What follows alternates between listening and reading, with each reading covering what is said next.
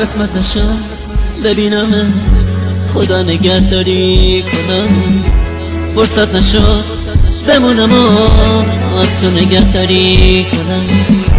گفتم اگه ببینم دل کندنم سخته برام، اگه یه وقت بگی نرو رفتن پر از درد برام.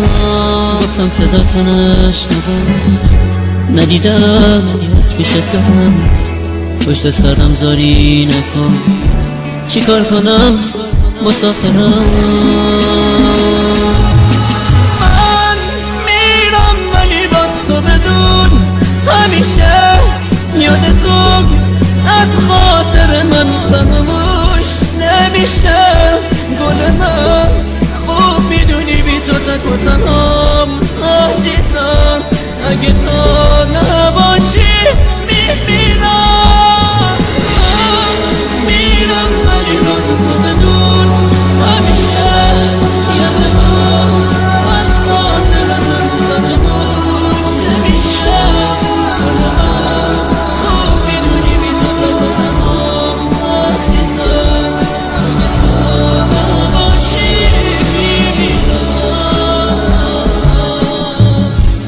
نامه رو تا تنش بخون، گریه نکن طاقت بیار، نامه رو خط خطی نکن، دو جمله رو هم دوام بیار.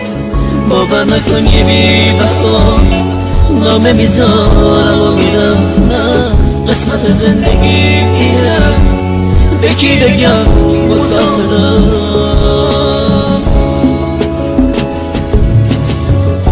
سهم من از دنیا تو لحظه های بی کسی قشنگیه، قسمت ماست که ما به هم نمیرسیم.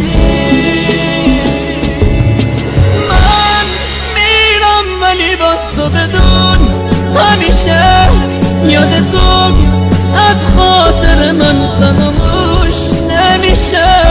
گل من خوب میدونی بی تو تک و تنهام عزیزم، اگه تو